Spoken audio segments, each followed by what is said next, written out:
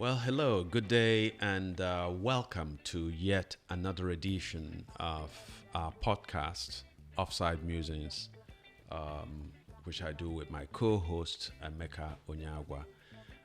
In this edition, we have a special conversation about the recent governorship election that took place in Anambra State, one of Nigeria's 36 states. We're going to x-ray that election. We're going to look at the lessons of that election and also examine how that election will reverberate, hopefully, in elections coming up in Nigeria in 2023, when Nigeria has its general elections coming up. My first thoughts on that election, the recent election in Anambra State, which happened on November 6th. First of all, here were the takeouts from that election. The first one is that lots and lots of people came out to vote, which was somewhat in question until election day, because over the last few months in the lead up to the elections, there had been a big spike in violence in Anambra State, with some high-profile murders of people, including Dr. Chike Akunyili, the husband of the late minister Dora Akunyili. It was a high-profile, shocking, gruesome daytime assassination that really shook up the state. But that election, that particular murder was preceded and succeeded also by several other killings of figures and of people, some of them young people who are rather faceless. And so there was a sense that perhaps all of this violence was orchestrated to create a sense of insecurity in the state, and thereby to dampen voter excitement and voter turnout. Bucking that prediction, the people of Anambra State came out in huge numbers, willing to vote.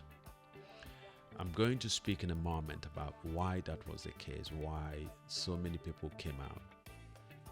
But it's important to also note that the one major disappointment was that a new system that INEC had touted and promoted,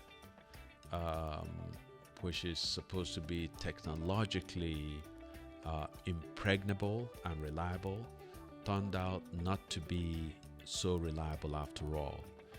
And so I spoke to somebody, a friend in Nigeria, and who said that it took him 3 hours to be able to vote. And even so, he was one of the lucky few.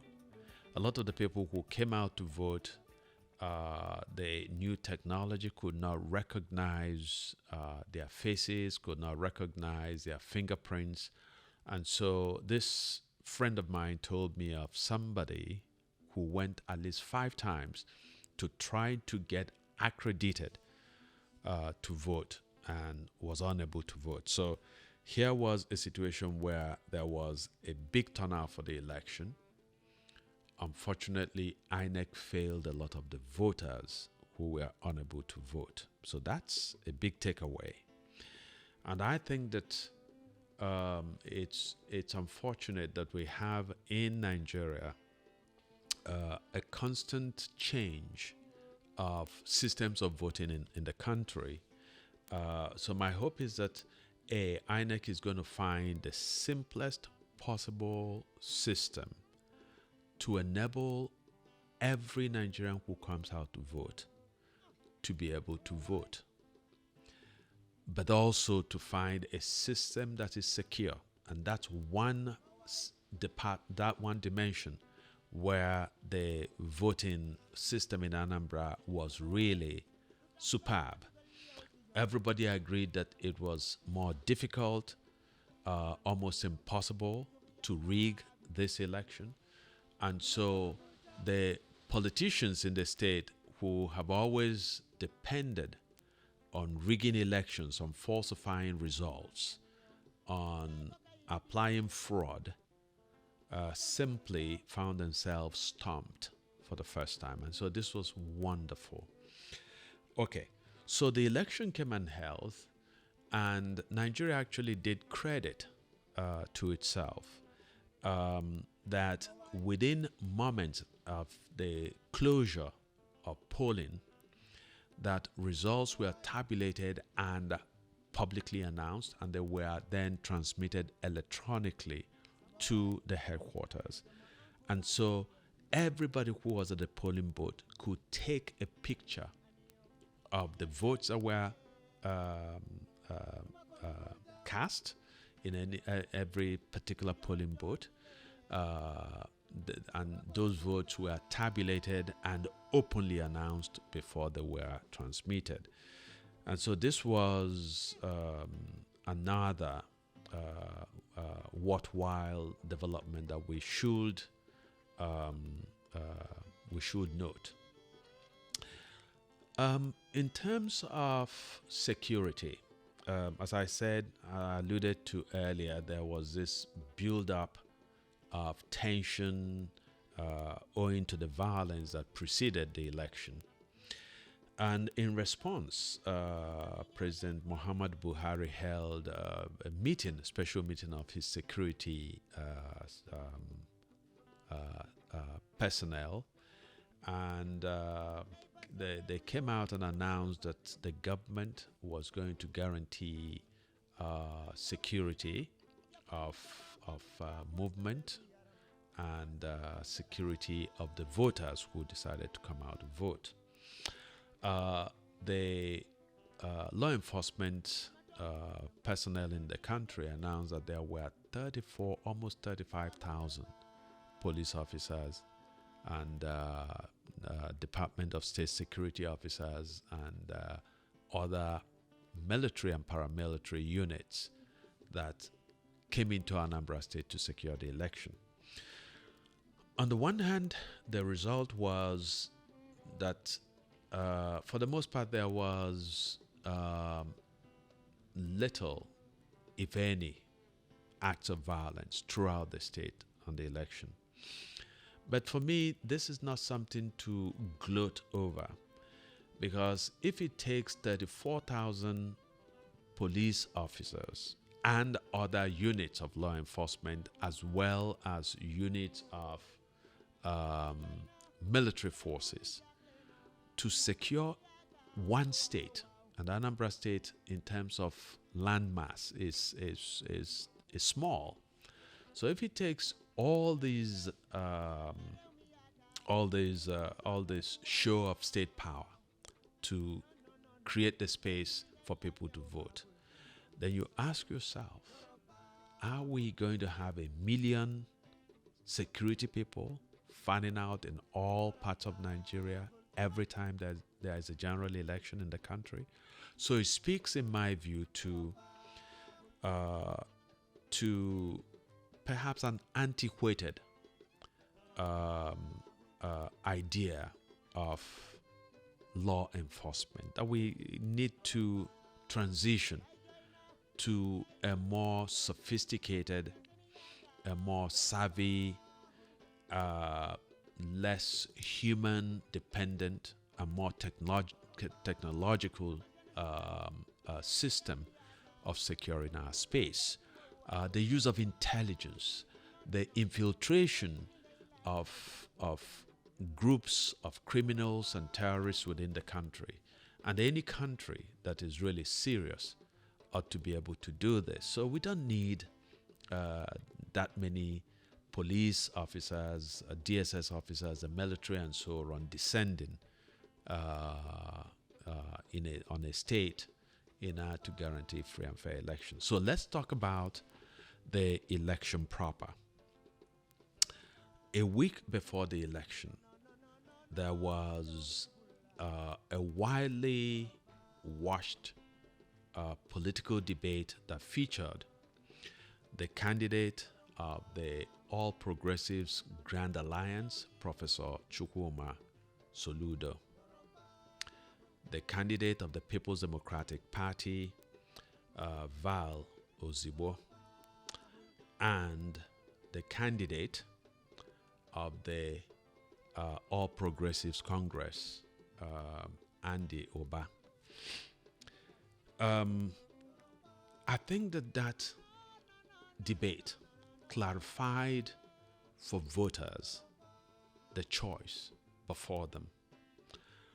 Most people who watched that debate came out with the clear, unambiguous impression that there were indeed two candidates in that election, and that's Professor Soludo and Val Ozigbo. Andy Oba, it was clear, was in over his head. Andy Oba, it was clear to every viewer who watched that debate, simply did not belong on the podium.